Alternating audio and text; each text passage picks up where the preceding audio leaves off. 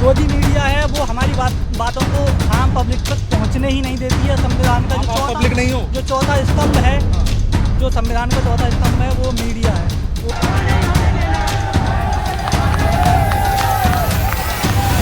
कितने आर्टिकल है संविधान में? जो भी है वो लिखे हुए हैं। कितने आर्टिकल है? नहीं, इसमें कहाँ लिखा हुआ है? अरे यार, संविधान कॉपी पर्सनल कैसे हो गई? और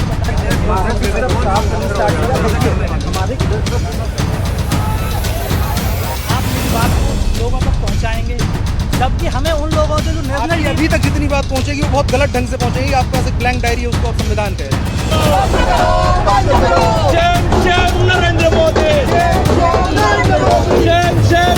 तमाम देशों के बाद आज इंडिया में भी शुरू हुआ जैन जी आंदोलन।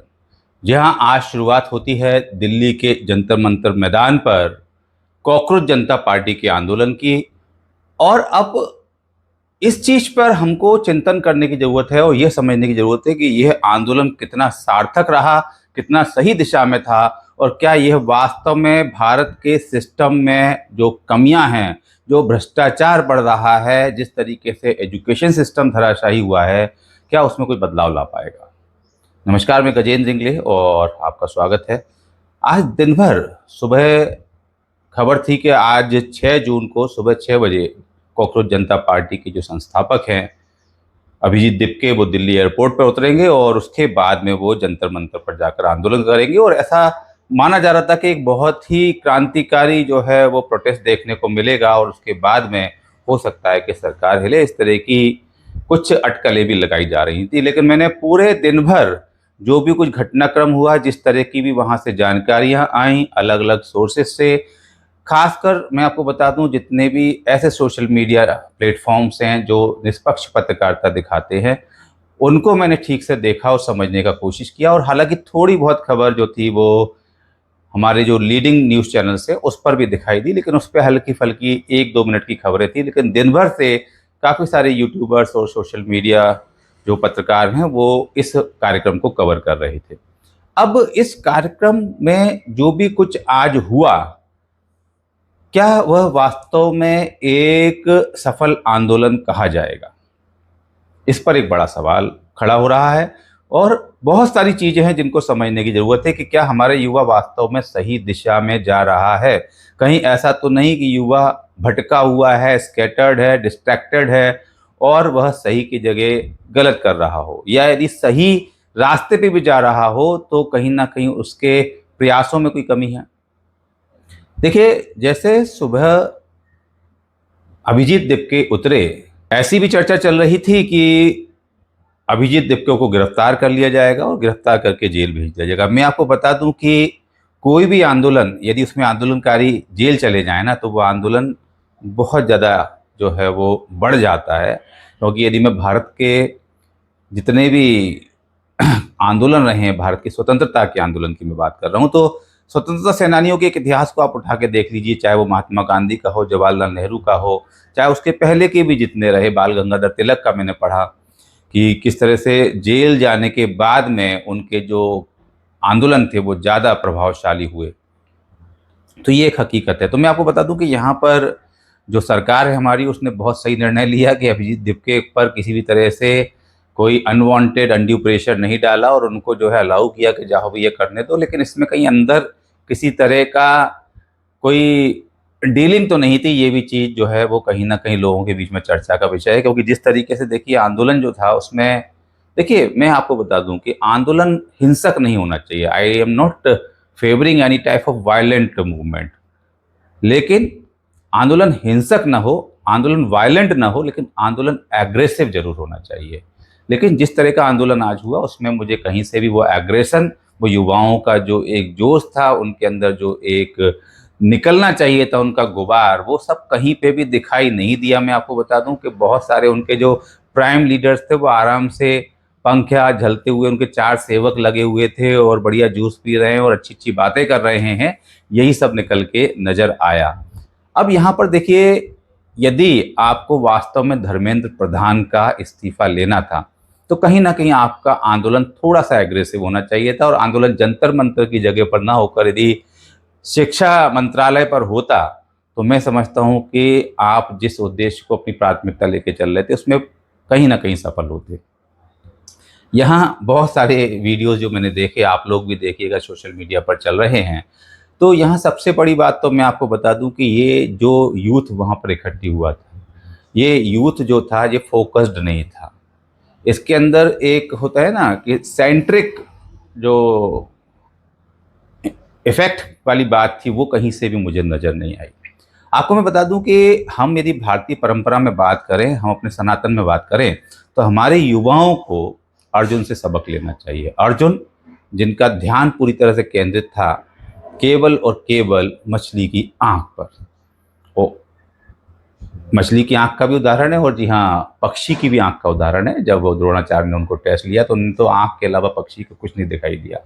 अब यहाँ तो ऐसे युवा थे जिनको पत्ते भी दिख रहे थे, पेड़ भी दिख रहा था, आजू बाजू घूमते हुए गधे भी दिख रहे थे और पीछे मंडराते हुए उल जुलुल चीज़ें भी दिख रही थी। तो यहाँ फोकस्ड नहीं था, उसका ध्यान जो था ना वो कहीं कोई एक चीज़ पर नज़र नहीं आया। जिन युवाओं का जितने भी मैंने वहाँ पर अभी वीडियोस देखे, तो कहीं ना कहीं देखिए, हमको शिक्षा किससे लेनी चाहिए थी कि अर्जुन ने किस तरीके से फोकस करते हुए अपने जीवन में सफलता हासिल की।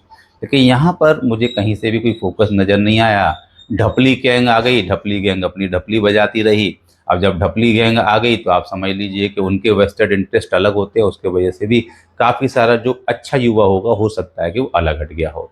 इसी तरीके से जो है वो भीम आर्मी गैंग के लोग भी आ गए। अब यदि वो आ जाएंगे तो आप समझ लीजिए कि जो देश के वास्तविक सिस्टम से लड़ने वाले लोग होंगे वे भी अलग हो जाएंगे। तो कहीं ना कहीं मैं आपको बता दूं कि इस आंदोलन का यदि मैं पूरा मूल्यांकन करूं तो मुझे इस आंदोलन में काफ़ी सारी खामियां नज़र आती हैं। और उन खामियों को मैं देखूं तो यदि मैं 1857 की क्रांति की बात करूं तो 1857 की क्रांति जब हम पढ़ते हैं इतिहास में, इतिहास हम इसलिए पढ़ते हैं क्योंकि हम इतिहास से सबक लें, इतिहास में जो गलतियां हुई हैं उनको दोहराया न जाए। तो 1857 में जो क्रांति हुई थी उसमें कमी यही थी कि वो पूरा के पूरा जो है वो एक साथ यूनाइट होके एक फोकस्ड एक्चुअली रिवोल्ट नहीं था। और वहाँ पर गड़बड़ी यही हुई और फोकस्ड न होने के वजह से सबके अपने अपने इंटरेस्ट थे, सबके अपने अपने स्वार्थ थे, वो केवल अपने स्वार्थ सिद्धि के लिए लग गए। बिल्कुल मैं हकीकत बता रहा हूँ, थोड़ा सा इतिहास पढ़ेंगे तो आपको भी लगेगा, क्योंकि भ्रामक चीज़ों से अच्छा है कि वास्तविक इतिहास पढ़ें। तो वास्तविक इतिहास यही है कि देश के लिए लड़ने वाले लोग नहीं थे। हाँ, बाद में फिर जितने भी आंदोलन हुए उसमें देश के लिए लोग यूनाइट हुए, भगत सिंह जैसे लोग हुए, चंद्रशेखर जैसे लोग हुए, उन्होंने देश के लिए कुर्बानी दी। लेकिन 1857 की बात करें तो मंगल पांडे का अपना एक वेस्टेड पर्सनल इश्यू था कि भाई वो चर्बी लगे हुए जो है कारतूस हैं और मैं तो यूज़ करूँगा नहीं। तो उन्होंने बाकी कुछ और सिपाहियों को लिया और उन्होंने अपने चीज़ों के लिए, ऐसे ही भाई यदि लोग लक्ष्मीबाई की बात करते हैं तो हाँ, लक्ष्मीबाई एक महान महिला थी और वो निसंदेह एक उदाहरण है हमारे आज की महिलाओं के लिए भी।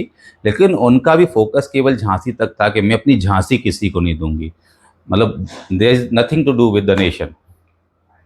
तो यहाँ जिस तरीके से ये 1857 की क्रांति के फेलियर्स के रीजन यदि हम पढ़ें तो उसी तरीके से यदि ये कॉकरोच मूवमेंट जो हुआ है, आज कॉकरोच का जो प्रोटेस्ट हुआ है, उसमें भी आपको बताऊं कोई अपनी अपनी ढपली, अपना अपना राग बजाते हुए लोग दिखाई दिए। कहीं पर भी कोई फोकस्ड चीज़ें मुझे नज़र नहीं आई। और जिस तरीके से मतलब पूरी तरह से अध्ययन करके विषय को समझ के लोग नहीं आए थे, वो और जो है वो पलीता लगाने का काम किया। और सबसे बड़ी मैं आपको बता दूं कि वहाँ पर आपकी मेन स्ट्रीम मीडिया तो थी नहीं, ज़्यादातर लोग कौन गए थे, बहुत सारे सैकड़ों की तादाद में, मैं समझता हूँ हजारों, सैकड़ों भी छोड़ दीजिए, हजारों की तादाद में वह पत्रकार गए थे जो सोशल मीडिया पर, यूट्यूब पर और सोशल मीडिया पर अपने पेजेस और चैनल्स चलाते हैं। और उनका भी देखिए निहित स्वार्थ यही था, क्योंकि उनको मालूम था कि एक बड़ा आंदोलन होने वाला है, इसको हम दिखाएंगे तो हमको बहुत सारे व्यूज़ मिलेंगे। स्वाभाविक सी बात है कि इस तरह से कोई नया चीज़ आती है तो उसमें लोगों का इंटरेस्ट रहता है देखने के लिए। तो वहाँ पर अब हुआ ये कि आंदोलनकारी जो थे, आंदोलनकारियों से जब ये सोशल मीडिया पत्रकार जो है प्रश्न पूछ रहे थे तो काफ़ी सारे आंदोलनकारी उनको भी गरियाते नजर आए कि आप तो गोदी मीडिया हो। भाई वो कहाँ से गोदी मीडिया हो गए, वो बेचारे अपना स्ट्रगल कर रहे हैं, आपकी आवाज़ उठाने के लिए वहाँ तक पहुँचे थे और आपने उन्हीं को टारगेट पे ले लिया। तो ये भी एक चीज कुछ जगह देखने को मिली। तो ओवरऑल मैं आपको बताऊंगा कि आपका फोकस जो था वो सरकार को चैलेंज करने का होना चाहिए था, ना कि मीडिया को चैलेंज करने का। लेकिन आप सरकार को चैलेंज करने में पूरी तरह से फेल हो गए। धर्मेंद्र प्रधान के पोस्टर लगाते हुए नजर आए, लेकिन काफी सारे युवाओं को वास्तविक मुद्दा पता ही नहीं था। यदि किसी आंदोलनकारी से किसी यूट्यूबर्स ने पूछ लिया कि भाई आए हो तो बताओ, नीट की परीक्षा कैंसिल हुई उसके लिए आए हो, अच्छा तो नीट का फुल फॉर्म बता दो, क्या आपने नीट दिया था? तो भाई यदि आपको नहीं मालूम तो आप बोल दीजिए कि नहीं भाई मेरा नहीं है, लेकिन मेरे परिवार का किसी का तो हो सकता है, मेरे साथ के किसी दोस्त का तो हो सकता है। लेकिन आपने उनको गोदी मीडिया करार दे दिया। तो आपका जो फोकस था वो सरकार से हटकर जो आपके लड़ाई के लिए आपकी आवाज़ बनने को वहाँ आए थे ना, आपने उनको भी ले लिया, क्योंकि कहीं से भी आप पूरी तरह से फोकस उस चीज़ पे नहीं थे। ओवरऑल आंदोलन जो है उसमें काफ़ी सारी कमियां ये नज़र आई कि कार्यक्रम की, आपके आंदोलन की कोई रूपरेखा ही नहीं थी। आपके पास कोई एजेंडा नहीं था, आपके पास कोई प्लानिंग नहीं थी। आपके पास जो लोग आ रहे थे वो अलग अलग गुट के लोग अपने अपने निहित स्वार्थ के लिए जुड़ गए थे, और वो अपनी अपनी ढपली, अपना अपना राग बजाते हुए नजर आ रहे थे। हाँ, अब आप कहेंगे कि भाई मैं आंदोलन में कमी ही कमी निकाल रहा हूँ। क्या आंदोलन में सिर्फ कमियां थी, आंदोलन में कोई अच्छाई नहीं थी? मैं ऐसा बिल्कुल नहीं कहूँगा, क्योंकि देखिए पहली बार ऐसा हुआ कि सोशल मीडिया पे इतनी तेजी से एक आंदोलन खड़ा हुआ।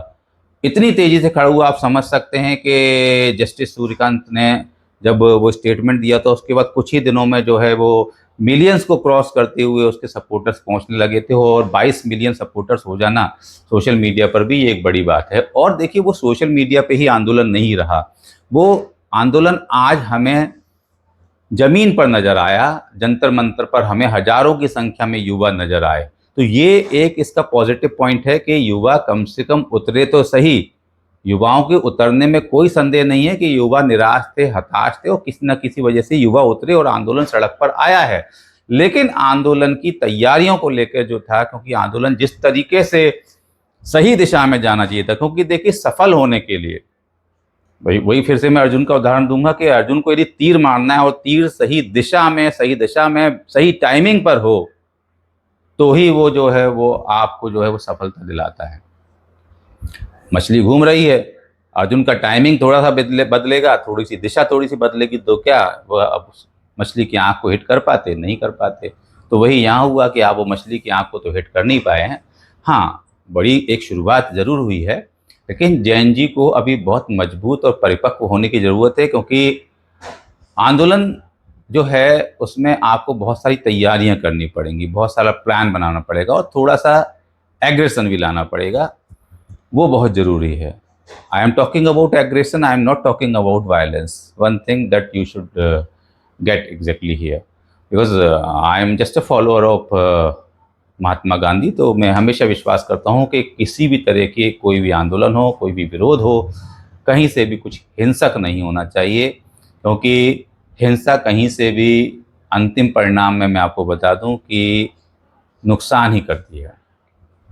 तो ये ओवरऑल पूरी जो है आज का आंदोलन रहा। इस आंदोलन में हालांकि अभिजीत दिपके अब देखना होगा कि अगला कदम क्या उठाते हैं, और उनकी पूरी की पूरी यदि एक टीम तैयार होती है तो उस टीम के अकॉर्डिंग वो प्लानिंग क्या करेंगे फिर और आगे। और आज का जिस तरीके से एक केवल हल्का फुल्का सा एक उनका आंदोलन रहा है, उसको कितना और मजबूत बनाते हैं और कितना सरकार के विरोध में मुखर होकर निकलते हैं, यह देखना होगा। क्योंकि देखिए, आप में से जिन लोगों ने अन्ना हजारे का आंदोलन भी देखा होगा, अन्ना हजारे का आंदोलन भी जो था शांतिपूर्ण तरीके से था, लेकिन उस आंदोलन में एक कंसिस्टेंसी और एग्रेशन और एक फोकस्ड आंदोलन नजर आ रहा था, समझ रहे हैं? तो वो चीज़ जो थी ना, वो यदि हम अन्ना आंदोलन से भी कंपेयर करें, हालांकि अन्ना आंदोलन केवल एक हद तक सीमित रहा, उसके बाद वहाँ उसकी कोई चीज़ें हुई नहीं, और अन्ना जी घर बैठे हुए हैं। किस उद्देश्य से उन्होंने आंदोलन किया था उसको लेके भी तमाम चर्चाएं हैं, लेकिन हम उस पर चर्चा नहीं करेंगे। कुल मिलाकर यदि हम देखें तो यहाँ इस आंदोलन में अभी बहुत ज़्यादा पॉलिशिंग की ज़रूरत है, बहुत ज़्यादा परिपक्वता लाने की ज़रूरत है। और हमारा यूथ जो है, यदि जैन जी मूवमेंट हम चाहते हैं तो उनको कहीं ना कहीं थोड़ा सा जो है वो सेंट्रिक और फोकस्ड होने की ज़रूरत पड़ेगी, तभी वे अपने जो भी उनके उद्देश्य हैं, क्योंकि देखिए जो उन्होंने जब 5 अपने मैनिफेस्टो बताया था कॉकरोच जनता पार्टी ने, तो वो मुझे बहुत समझ में आया कि हाँ, इनके मैनिफेस्टो के जो पॉइंट्स हैं इसमें वास्तव में वैलिड चीज़ें हैं, और यदि ये इम्प्लीमेंट होती है तो काफ़ी सारा सुधार होगा। हालात हालांकि गंभीर हैं। देखिए, सरकार कई मुद्दों पे फेल हुई है, सरकार महंगाई पे फेल हुई है, सरकार फॉरेन पॉलिसी पे फेल हुई है, सरकार करप्शन पे फेल हुई है, सरकार एजुकेशन सिस्टम पे पूरी तरह फेल हुई है। तो कहीं ना कहीं यदि सरकार को जगाना है, चेताना है, तो हमें एक कंसिस्टेंसी के संग बड़े आंदोलन की जरूरत पड़ेगी। अब देखना होगा कि क्या ये कॉकरोचेस जो हमारे जैन-जी जो हैं आज सड़क पे उतरे हैं, वो इस आंदोलन को मजबूती से आगे ले जा पाएंगे और हमारे सिस्टम में सुधार ला पाएंगे।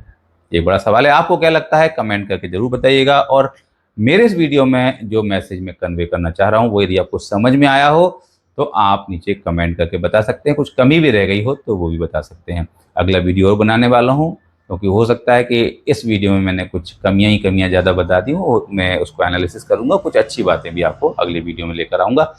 तो अगले वीडियो में फिर मिलते हैं। जब तक के लिए नमस्कार, जय हिंद।